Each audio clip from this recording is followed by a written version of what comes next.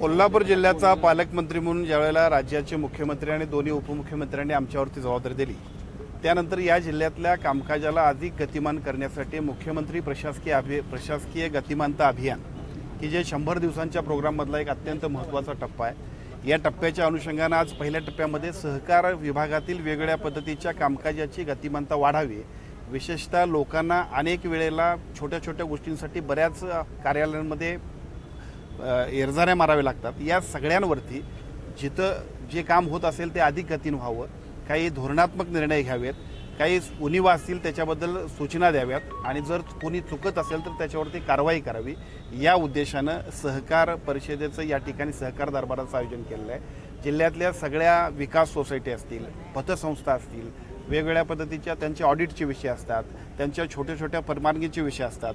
या विषयांना सुद्धा अनेक वेळा बऱ्याचशा लोकांना एरझाऱ्या माराव्या लागतात। ह्या एरझाऱ्या बंद झाल्या पाहिजेत। एखादं काम करत असताना जाणीवपूर्वक कोण अडवणूक करत असेल तर त्याच्यावरती कारवाई झाली पाहिजे। एका बाजूला अत्यंत चांगल्या पद्धतीनं प्रशासकीय गतिमानता अभियानासाठी सेवा हमी कायद्याची अंमलबजावणी आपण करतोय आणि आज विशेषतः सेवा हमी कायद्याचे 10 वर्ष पूर्ण होतात, त्याचा सुद्धा एक कार्यक्रम आम्ही घेतोय। त्यामुळे प्रशासकीय यंत्रणेतल्या प्रत्येक माणसानं अत्यंत जबाबदारीनं पारदर्शी काम करावं, हा जो उद्देश जिल्ह्यात आम्ही करतोय त्यातला पहिला दिवस आजचा आहे।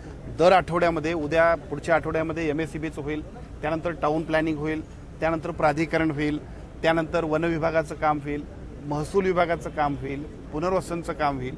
खरं तर लोकप्रतिनिधी म्हणून आम्ही सगळ्यांनी एका बाजूला राजकारण केलं पाहिजे, पण राजकारणाबरोबर लोकांना अत्यंत चांगल्या पद्धतीनं सुविधा देत असताना त्यांना न्याय देण्यासाठी सुद्धा काम केलं पाहिजे आणि या कामकाजाच्या निमित्तानं आज ही सुरुवात आहे। सहकार दरबारातला एक अतिशय महत्त्वाचा तो विषय आहे की खाजगी सावकारी करणाऱ्या लोकांवरती ऑनलाईन एखादा जरी तक्रार आली तर त्याच्यावरती एका बाजूला सहकार विभागाची चौकशी चालू होईल आणि दुसऱ्या बाजूला पोलिसांच्या सुगडा चौकशीचे त्यांच्यावरती कारवाई करण्याबद्दल चौकशी सुरू होईल।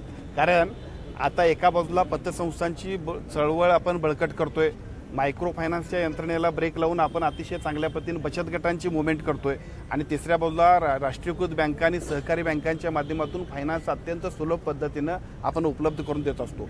असं असताना सुद्धा काही लोक जाणीवपूर्वक लोकांना अक्षरशः लुटतायत।